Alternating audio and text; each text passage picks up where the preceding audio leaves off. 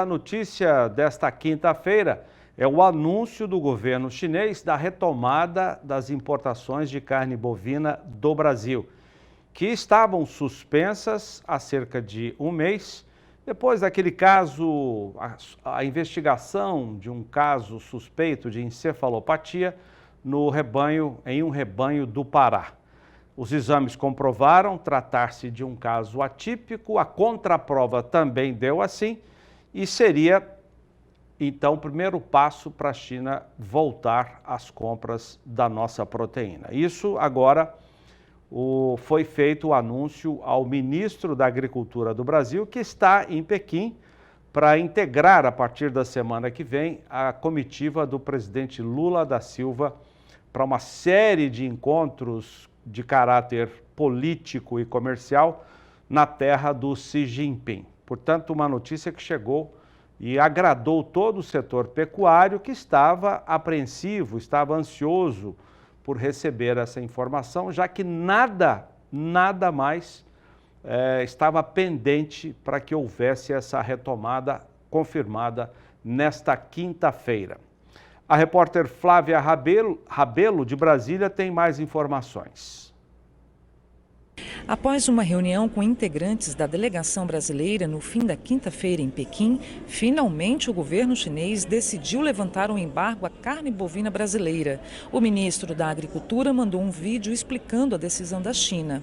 A notícia tão aguardada da suspensão dos embargos da exportação da carne bovina brasileira em função de um EEB, no mal da vaca louca atípico, aconteceu graças à dedicação dos nossos colaboradores do Ministério da Agricultura, que deram todas as informações de forma transparente, dando relevância ao caso. Lembrando que as importações do Brasil estavam suspensas desde fevereiro, após a confirmação de um caso atípico de vaca louca no estado do Pará. Nesta quinta-feira, muitos frigoríficos anunciaram que preparam o embarque de carne. A expectativa é saber como o preço da carne bovina vai reagir com o fim do embargo. A notícia da reabertura do embarque de carnes brasileiras para o mercado chinês veio num momento muito bom e importante. A gente vive um momento de arroba baixa e insumo alto e a nossa atividade precisa de um alívio. O pecuarista é o que mais sofre quando acontece esse tipo de situação. E a gente quer aqui parabenizar o MAPA pela seriedade e transparência que conduz esse protocolo, esse acordo com a China. Mas assim como o MAPA faz o autoembargo automático, ao mínimo caso de suspeita, a gente gostaria que ele tivesse a reflexão junto ao governo chinês de fazer a reabertura automática também. Assim que for comprovado nos laboratórios oficiais do mundo inteiro que é uma doença atípica e que não envolve risco nenhum para o país chinês, para o brasileiro, para a população de modo geral, nem para os animais, que seja feita a reabertura e seja autorizado o embarque de carne para a China automaticamente. De Brasília, Flávia Rabelo. 5 horas e 34 minutos. Mais informações dessa notícia que agradou o setor pecuário nesta quinta-feira. Hoje, na segunda edição do programa Agricultura BR, Fabiano Reis conversou com a pecuarista, médica veterinária, analista e diretora da Agrifato Consultoria, a Lígia Pimentel. Nós separamos trechos da entrevista para mostrar a você. E nas primeiras horas da manhã, pelo horário de Brasília, na primeira hora tivemos a confirmação de que a China tinha retirado a suspensão sobre a carne bovina brasileira. Isso foi anunciado primeiramente pela Administração Geral de Alfândegas da China e logo depois a comitiva brasileira liderada pelo ministro da Agricultura, Carlos Fávaro, também comentou a atitude que foi comemorada aqui no Brasil. Veja. Primeiro dia de missão do Ministério da Agricultura aqui na China e já temos a primeira grande notícia ao nosso povo brasileiro. O governo chinês acaba de levantar os embargos sobre a carne bovina brasileira em função do EEB, o mal da vaca louca atípico que detectamos. Eu quero agradecer, antes de mais nada, a confiança do presidente Lula, que determinou que nós todos tivéssemos critérios, transparência para ganhar credibilidade. Agradecer também o governo chinês, que teve também total dedicação para que isso acontecesse no rápido prazo de 29 dias. Agradecer toda a nossa equipe técnica que trabalhou com afinco, mostrou credibilidade, mostrou determinação para que isso pudesse acontecer. Agradecer os pecuaristas brasileiros que compreendem a necessidade de ter um sistema ativo que informe, dá transparência, isso dá credibilidade e oportunidades. Tenho certeza que esse é um passo para que o Brasil avance cada vez mais com credenciamento de plantas e oportunidades para a pecuária brasileira. Vamos comemorar a volta, a retomada das exportações de carne bovina para a China. Justamente sobre este assunto que nós vamos conversar agora ao vivo com a Lígia Pimentel, sócia fundadora da Agrifato, participa ao vivo conosco pela internet do Agricultura BR aqui no Canal do Boi. Lígia, o ministro ele encerra falando a respeito das comemorações em torno deste elemento e aí da volta, né, claro, das exportações, da possibilidade de exportar carne bovina para a China. Este é um momento que é importante, era esperado, veio até rápido ainda do mês de março. Como que pode-se avaliar este cenário agora? E a pergunta que fica, existe uma demanda reprimida chinesa por carne bovina? Dá para dizer isso, Lígia? Boa tarde, seja bem-vinda. Boa tarde, obrigada. O caso veio, sim, em linha com as expectativas, acho que especialmente as nossas aqui internas. O mercado comentava muito de uma reabertura ainda mais rápida, né? Ainda naquela conferência que o ministro fez, aquela videoconferência que o ministro fez logo depois que saiu a contraprova do laboratório canadense, né? Mas, de fato, acho que estava um pouco apertado. Nossa visão naquele momento era que tinha acabado de sair a contraprova, a Organização Mundial de Saúde Animal, na sequência, mas ainda 2 dias depois, manteve o status de insignificância de risco para o Brasil para essa doença, né, a vaca louca, na sua modalidade clássica, né, na sua manifestação clássica. Então, ficou provado ali que o Brasil não tinha risco sanitário. E no dia seguinte, isso aconteceu entre sexta e terça-feira. Na quarta-feira de manhã, o ministro teve uma reunião aí com as autoridades chinesas. A gente falou, puxa, acho que está um pouco apertado, acho que a China é um pouco mais burocrática do que isso, vai querer analisar os documentos, tudo que vai receber ali empacotadinho, né? E talvez deva ficar para a viagem da missão brasileira à China. E, de fato, foi o que aconteceu. Essa expectativa interna aqui da Agrifato se concretizou, tá? E agora a gente deve retomar os embarques. Nós tínhamos escalas curtas, o produtor ele está com pastagem aí em boa parte das praças produtoras brasileiras, então ele estava, de fato, aguardando o retorno para voltar a negociar. Escalas de boi estão curtas, obviamente os frigoríficos vão querer retomar os embarques aí o mais rápido possível, e isso deve pressionar positivamente as cotações pecuárias, e nós vamos sair aí desse limbo em que a gente se encontrava por conta de um pseudo problema sanitário. Nós nem temos um problema sanitário, né? Era uma ocorrência aí espontânea degenerativa que não acomete o restante do rebanho, nem o ser humano.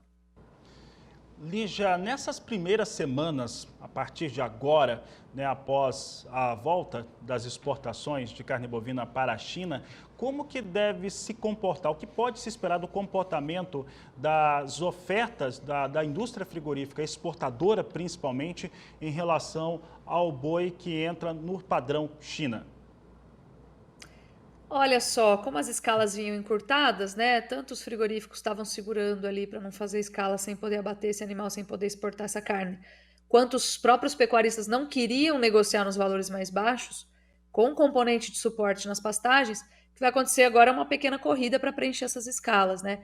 Então o que a gente espera é uma firmeza do mercado, um pouquinho mais de apetite por parte dos frigoríficos, principalmente os exportadores, mas acho que vai valorizar aí praticamente para todo mundo. Certo? E a gente deve observar um apetite maior, inclusive dos exportadores, para compensarem essas semanas sem certificar, eles precisam se reabastecer e acho que eles vão entrar com tudo para tentar compensar já a partir da próxima semana o que for possível compensar em termos de volume exportado. E aí a gente pergunta sobre a indústria, agora a produção pecuarista. O que você acredita como que você acredita que deve ser o comportamento desse pecuarista que tem este produto, que tem esse boi China no pasto neste momento? Olha, com certeza o pecuarista só vai aceitar negociar se forem valores mais altos, né? Então ele está esperando aí a notícia positiva e agora vai ser aquele momento de queda de braços novamente. A indústria vai voltar oferecendo, o pecuarista vai negociar, tem que ser um valor mais alto para sair negócio. Então a perspectiva de curto prazo agora é que o pecuarista saia ganhando essa queda de braço e consiga vender sua produção um pouquinho mais valorizada. Agora, com esse retorno de China, essa demanda, entre aspas, adicional, né? Essa demanda importante que retorna à mesa de negociação. Lígia, como que a volta das exportações de carne bovina para a China e um boi China mais valorizado a partir de agora pode influenciar no preço do boi comum, tanto nas praças que têm indústrias que podem exportar para a China, quanto naquelas que não são atendidas, que não têm plantas habilitadas para este cenário? Olha, assim como as praças que têm menos plantas habilitadas, exceto o Pará, tá? Porque foi onde aconteceu, é onde se identificou a ocorrência, exceto o Pará. Nas praças frigoríficas que têm menos plantas habilitadas, como por exemplo Mato Grosso do Sul, a gente viu um sofrimento um pouquinho menor das cotações, né? Houve sim queda, mas uma queda proporcional menor, tá certo? Agora a gente deve ver o efeito inverso, né? As praças que têm plantas habilitadas a gente deve observar uma valorização um pouquinho maior também, uma volatilidade maior também como consequência, tá certo? Então, muito possivelmente a gente vai ter esse movimento compensatório, vamos observar e vai ser importante a gente voltar a esse fluxo e voltar à normalidade do mercado, reduzindo essa volatilidade, né, esse estresse que causa no bolso do produtor, na confiança do produtor naquela negociação, né, a previsibilidade de que os componentes do mercado não sejam tão imprevisíveis assim. Lígia, passando esse primeiro momento, as próximas semanas, quando o mercado vai buscar uma estabilidade, qual que é a realidade que nós devemos ter no mercado, considerando que a China ficou um tempo sem fazer essas aquisições de carne bovina, a indústria vai ter que recuperar os seus dias de trabalho garantidos, as suas escalas. E temos também ainda outras questões, uma delas é a norte-americana, os Estados Unidos devem produzir menor quantidade, menor volume de carne bovina, eles estão naquele ciclo de baixa de produção e ainda teve nas últimas semanas esse rumor de mercado de peste suína africana na China, surto em algumas áreas, como que isso deve fluir para o mercado de carne bovina brasileiro, principalmente no segundo semestre? Num contexto internacional, considerando os principais players, a gente tem os Estados Unidos entrando em fase de liquidação de fêmeas já no segundo ano. Então, portanto, os Estados Unidos estão um pouquinho mais à frente na virada de ciclo pecuário para uma liquidação de fêmeas. A gente começou esse movimento de uma forma mais intensa, não faz ainda 12 meses, né? Não faz tanto tempo. Então, muito possivelmente vai ter uma liquidação nos Estados Unidos, depois vai faltar o produto, né? Mas num primeiro momento, a gente vê uma oferta aí mais ou menos razoável. Pelo lado do Brasil, também, a gente começou a liquidação exatamente porque tem oferta, os preços se deprimem, o produtor fica desanimado, liquida. Lá na frente, muito possivelmente, nós vamos ver a combinação de dois mercados importantes, Brasil e Estados Unidos, se unindo em uma fase de alta de ciclo, que é muito raro acontecer, tá? Normalmente os ciclos pecuários desses dois países não são alinhados, eles são bem independentes. Então nós vamos ter uma falta de carne, um déficit produtivo de carne lá na frente entre 2025 e 2026, muito provavelmente, bem considerável, porque está partindo de dois dos maiores players globais fornecedores de carne bovina, tá bom? Então esse é um ponto muito importante. Quando a gente olha pelo lado de China, a China, apesar de estar crescendo num ritmo cada vez mais baixo, né, decrescente, ainda assim a gente registra crescimento para a economia chinesa. Isso significa o quê? A cada crescimento, né, da economia chinesa, a gente vê mais pessoas saírem debaixo da linha da pobreza para acessarem proteínas de maior qualidade, tá certo? Então isso reforça a necessidade da China por carne bovina, inclusive. Nós também tivemos aí uma notícia positiva de que a Indonésia aumentou a sua cota de importação de carne bovina brasileira para 100 milhões de toneladas. Então, assim, são notícias muito positivas vindas do fronte internacional, tanto para um prazo mais curto, agora pensando em 2023, 2024, pelo lado das exportações, tá? Esse cenário ainda deve se manter em 2025 e 2026, e a partir desse biênio, 25-26, a gente ainda deve unir a esse cenário uma retomada aí da alta dos preços do boi gordo, principalmente direcionada pelo ciclo pecuário, que ainda vai ser combinado com o norte-americano. Então, você veja, a gente tem para o médio prazo uma sustentação de demanda por parte do mercado internacional, apesar do nosso mercado doméstico estar bem combalido, tá bom? Nós estamos com os menores níveis de consumo per capita de carne bovina nos últimos 25 anos, mas o mercado internacional vai continuar abocanhando uma parte da nossa produção, tá? Então a gente vai continuar exportando proporcionalmente mais frente à nossa produção. E lá na frente, depois que a gente tiver liquidado fêmeas, tiver reduzido a capacidade produtiva do nosso rebanho, a gente vai voltar a ver os preços subirem e ainda dentro de um contexto internacional positivo. Lígia, nós já íamos encerrar a entrevista e aí o Anísio Franco, aqui do interior de São Paulo, mandou uma pergunta bem interessante sobre os anos 25 e 26. Ele questiona se neste momento, quando chegarmos a esse ponto, se a indústria frigorífica não exportadora, ela teria dificuldades muito graves de operação no Brasil. Essa pergunta é excelente, obrigada, Anísio, um abraço aí para você. De fato, nesses momentos, principalmente a indústria não exportadora, né, ela tem uma dificuldade maior de lidar com essa alta do boi. A matéria-prima fica mais cara, então o custo de produção aumenta, né, e normalmente o preço da carne ele não consegue ser repassado na mesma medida, porque o consumidor doméstico ele tem uma resistência maior a essas explosões do preço no varejo, né, principalmente ocasionada aí por um cenário de desemprego, juros altos, inflação, que é algo que dentro dos boletins focos, que tem mostrado revisões aí desses indicadores, têm sido revisados para cima, né? Tanto inflação quanto taxa de juros, por exemplo. Então, há uma preocupação aí no radar em relação à situação macroeconômica brasileira e isso afeta o consumo, tá certo? Então, é preocupante, isso acontece de tempos em tempos. Toda vez que o boi tem que subir, ele vai rasgando tudo para cima, sem se importar com o que sobra atrás, né? Isso aconteceu em 2020 e 2021, por exemplo, em que o consumidor brasileiro estava combalido pela crise, causada pela pandemia, inclusive, a gente já tinha uma crise econômica prévia, se somou a pandemia, desemprego e inflação, tá certo? E mesmo assim o boi subiu muito. A carne no varejo também subiu. E quando a gente fala isso para o consumidor final, né, para a dona de casa, soa até estranho para ela, mas o boi ainda subiu mais do que a carne. E a carne subiu muito, né, chamou muita atenção, gerou manchetes, gerou até discussões políticas, né, de campanha eleitoral. Mas o fato é que naquele período o boi subiu ainda mais do que a carne. Por quê? Porque de fato faltava oferta. A gente alocou uma boa parte dessa oferta no mercado internacional, perdemos consumo per capita aqui internamente no Brasil e muito possivelmente é o que vai acontecer na próxima fase de alta, dificultando a vida dos frigoríficos não exportadores, mas dos exportadores também, tá? Porque eles acabam tendo que pagar mais caro pela matéria-prima nesses momentos também, mas obviamente tem uma via de escoamento ainda maior. Legal, essa Lígia Pimentel, sempre atenciosa com o canal do Boi, numa entrevista agora à tarde, na segunda edição do Agricultura BR.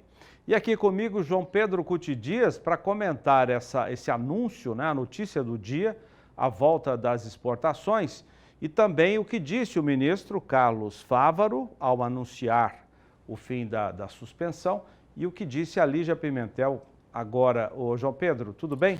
Tudo bem. Não, mas isso é o que era esperado. Demorou um pouco para sair, ficamos quase um mês parado em função dessa questão da suspensão para a China. A China, de acordo com o Departamento de Agricultura americano, vai ser a maior importadora de carne bovina em 2023. Eles falam em 3 milhões e 500 mil toneladas de equivalente carcaça. O segundo colocado, que são os Estados Unidos, é 1,5 milhão. Então, eles são mais do que o dobro dos Estados Unidos. E o que acontece? Havia uma expectativa a China, ela precisa, para atender essa demanda, quase 300 mil toneladas a mês. Lógico, eu estou falando em termos de dividir os 3.500 por 3 milhões e meio por 12 meses. Vai acontecer um pouco mais no segundo semestre. Talvez um pouco mais, porque tem o feriado deles em que eles param por então, 2 semanas. Mas na média vai ser alguma coisa perto de 300 mil mês, na média. Eles vão ter que importar isso. E o Brasil fornece 40% das importações chinesas. Então, o Brasil teria 120 mil toneladas para atender o mercado chinês. É uma carne premium? Você tem um animal com menos de 30 meses, bem acabado e tal. Então, a volta dos chineses é muito importante para o mercado. O mercado é só olhar os gráficos, né, Zé? Se você olhar o gráfico de 30 dias atrás, estava 296. Nós vamos mostrar o comportamento dos preços. E aí o seguinte, por que a China ficou fora? Primeiro porque foi o Brasil que tomou a decisão de suspender conforme o acordo comercial entre os dois países. Muito bem. O Brasil provou que a causa da suspensão, que é a investigação de um caso de um rebanho do Pará, mostrou que trata-se ou tratou-se de um caso atípico, ou seja, sem risco para quem consome a carne sem risco para os animais que convivem com aquele animal que estava sob suspeita. Muito bem, isso ficou muito bem definido em exames aqui no Brasil, exames de contraprova no Canadá, documentação foi enviada para a Organização Mundial de Saúde Animal, para os chineses também, ponto. Caso encerrado. Porém, os chineses demoraram a voltar, só anunciaram agora essa retomada das exportações. O que aconteceu com o preço? Desabou, nós vamos mostrar já, segundo o indicador de boi da Tagro. O ministro Carlos Fávaro, quando anunciou o fim da suspensão, fez agradecimentos a todos, ao presidente Lula, à indústria frigorífica, aos técnicos do Ministério da Agricultura pela agilidade, isso está certo, e agradeceu também o pecuarista. Pecuarista que entendeu que essas coisas acontecem, etc. e tal.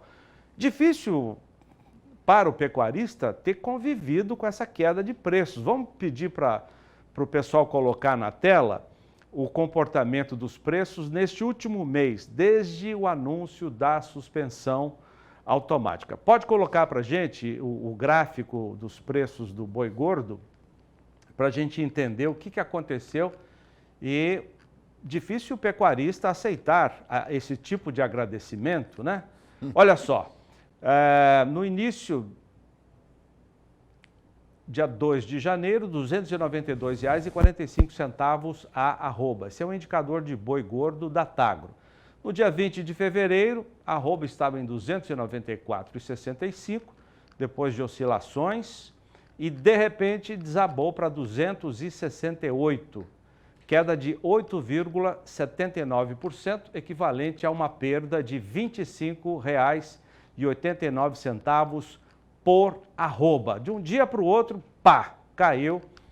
E aí, nessa semana, R$ 25 por arroba a menos. Depois houve uma pequena recuperação, uma nova queda, depois do dia 13 de março, chegando agora, no dia 20, a R$ 281,04, ou seja, uma recuperação de 4,17%, equivalente a um ganho de R$ 12,28 por arroba. Tem tido uma recuperação lenta, mas ainda distante, João Pedro, dos R$ 294,65. Muito bem, essa demora então, depois de tudo esclarecido, aquele caso no Pará, os chineses demoraram ainda um pouquinho. Coincidentemente ou não, os chineses aguardaram a missão brasileira que está em Pequim. Semana que vem tem o encontro dos dois presidentes, Lula e Xi Jinping.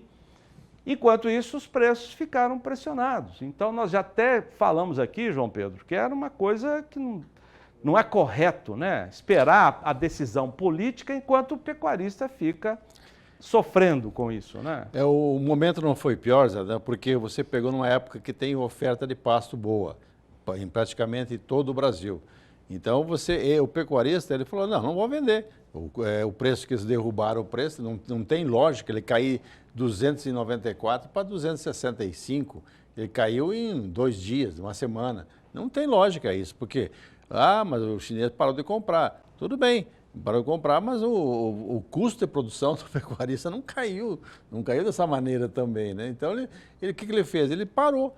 Como o pecuarista, regra geral, ele não está muito endividado, ele conseguiu segurar os bois dele, deixou no pasto, e aí vem mais aquilo que nós estamos falando aqui, Zé? É a importância de você ter um pasto bom. Se você tem pasto, se você não está sufocado, e o momento era agora, nós estamos vendo um período de chuva muito intensa, deixou no pasto. Esse gado ganhou um pouco de peso, não ganhou tanto como foi no confinamento, mas ganhou 400 gramas por dia, 300, 500 gramas por dia, ele ganhou. Então agora ele segura o pasto, ele não pode ir muito afobado agora também para vender. E ele não vai ir muito afobado, ele vai Porque esperar. a tendência é os preços A tendência é subir. Porque terem uma recuperação até maior do que já estavam tendo, como mostramos. Não, e ele vinha numa recuperação. Ele aconteceu esse problema lá no Pará, aí deu aquela baqueada. Então é possível que ele supere. Os preços na B3, que é um referencial de mercado, subiram bastante hoje. As ações dos frigoríficos exportadores também, na B3, todos os três irmãos aí subiram bastante na B3. Ou seja, o mercado vê hoje que o Brasil volta a exportar, a China precisa dessa carne, ela precisa, e eles vão comprar do Brasil. O Brasil é o grande fornecedor. O outro grande fornecedor deles seria os Estados Unidos, eles habilitaram mais frigoríficos, mas lá o preço da carne, da arroba, está perto de $70 da arroba, contra 50 aqui do Brasil, ou menos do Brasil, depende do momento e da região. Outros países, a Argentina, por exemplo, que os frigoríficos nossos que têm plantas na Argentina e no Uruguai, eles procuraram atender nesse período com carne argentina e carne uruguaia. Mas, porém, não tem oferta de carne, então, porque sofreram com seca muito forte, os dois países.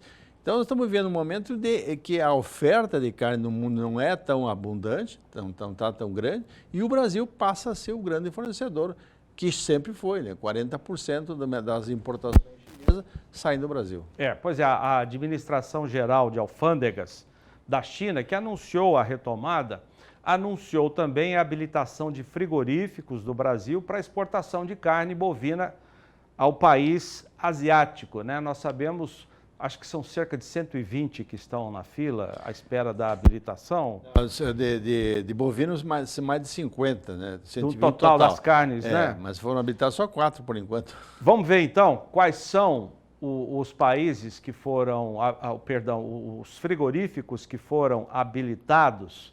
O frigorífico Astra de Cruzeiro do Oeste, no Paraná, Frisa de Colatina, no Espírito Santo, JBS de Vilhena, em Rondônia, e Irmãos Gonçalves, em Jaru, também Rondônia. 2 plantas de Rondônia, João Pedro. Você tinha chamado a atenção e eu busquei aqui no indicador da Tagro. Na semana passada, o diferencial de base entre Rondônia e São Paulo estava mais de 17%, quase 18%. Isso porque São Paulo é uma praça exportadora, Rondônia não tem a tradição. Agora, com essas 2 plantas, pode ser que diminua um pouco esse diferencial. Precisa, esse diferencial é muito alto, senão não tem lógica de você dar uma diferença. Ele chegou a mais de R$60 por arroba, entre o preço que está no mercado em Rondônia e no mercado de São Paulo. Então é muito grande, não tem a questão logística, não tem desculpa para isso, não. A questão básica é isso aí, você tem poucas plantas habilitadas para exportar, e principalmente para a China. Agora tem 2, tomara que tenham mais. A previsão era que haveria uma habilitação de 18 frigoríficos de bovinos. Não sei por que razão só saiu 4. Porque hoje nós estamos com 41 frigoríficos habilitados no Brasil para exportar para o mercado chinês. Alguns que estavam suspensos há algum tempo, eu não sei se temos tela para isso, são as unidades da BRF em Maraú, Rio Grande do Sul, cujas vendas de carne de frango foram bloqueadas em dezembro de 2021. Portanto, mais de um ano sem as exportações. Agora essa planta foi reabilitada, e a planta da Ramax em Guarantã do Norte, no Mato Grosso, que foi suspensa em agosto do ano passado, agora ganhou a reabilitação dos chineses. Ao todo, o Brasil, João Pedro, tem 106 plantas habilitadas para vender carnes para a China. Dessas, 41 carne bovina, 47 de proteína de frango. A China, ela tem uma grande, deve ser hoje o maior produtor de carne de frango do mundo, né? Mas eles precisam de carne, precisam de importada para complementar ao consumo deles. E essa dúvida que tem no mercado, que você levantou até com a Lígia, né, se essa questão da PSA, da peste suína africana, realmente está impactando. O mercado está... o pessoal fala que o mercado futuro de carne suína não mostra isso lá na China. Então, aparentemente, deve ser um foco pequeno ou que não vai causar grandes problemas. Agora, em termos de carne bovina, eles precisam importar, sim, porque eles não têm como... Normalmente, na China, deve ser a maior parte da carne bovina fruto de descarte de fêmea leiteira. E uma notícia boa que a Lígia Pimentel deu nessa entrevista para o Fabiano é a de que, em breve, Brasil e Estados Unidos terão uma oferta de carne reduzida, o que significa que daqui a 2 anos, 3 anos, o mercado vai precisar cada vez mais dessa proteína, porque 2 dos maiores fornecedores terão dificuldade de oferta. Isso significa a tendência de valorização no preço do boi. Aquela novilha que nós estávamos segurando no campo para produzir bezerro está indo para o gancho aqui no Brasil.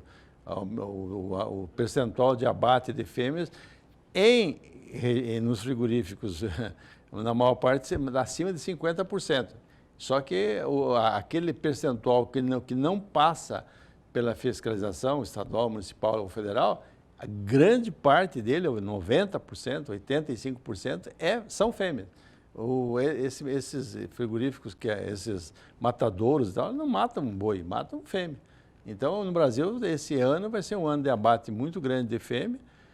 E nós estamos vendo a oferta de novilha já em termos de engordar para vender. Hoje ela vale mais no gancho do que vale mais no campo.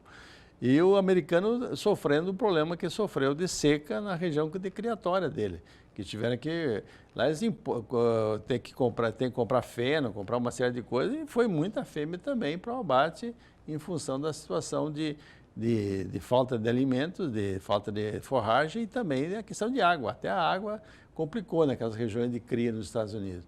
Então, os 2 grandes exportadores, que somos nós e os Estados Unidos, isso vai repercutir nos próximos 2 anos.